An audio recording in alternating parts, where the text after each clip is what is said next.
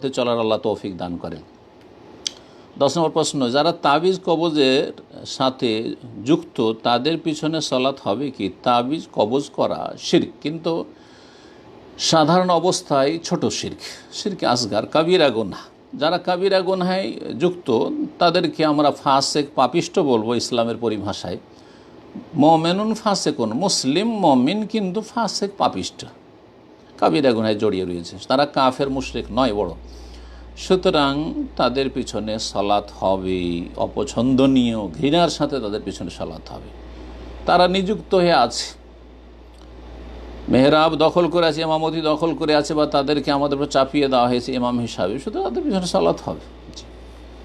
আর যদি স্বেচ্ছায় পাঠাইতে হয় তাহলে এইরকম অসৎ লোকদেরকে আমরা এগিয়ে দেব না, বলবো না যে আপনি নামাজটা পড়ান না। যখন শিরক বিদাতে জড়িয়ে আছে, যদিও ছোট শিরক, কাবিরা গুনাহে জড়িয়ে আছে, বলবো না যে যান সামনে গিয়ে সালাত পড়ান। বরং তার চাইতে ভালো যদি আমরা পাই তাহলে তাকে আমরা এমামতির জন্য এগিয়ে দেব।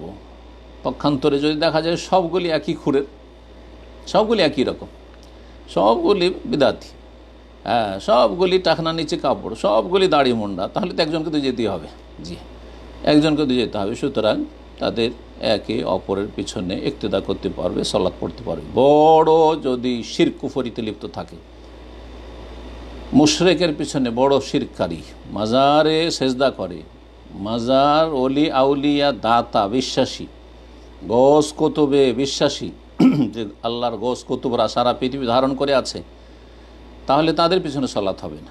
এইরকমই নাস্তিক বেদিন, যারা দিনের কোনো বিধিবিধান অস্বীকার করে, অমান্য করে, অথবা ঈমান ভঙ্গ করেছে, তাদের পিছনে সালাত হবে না।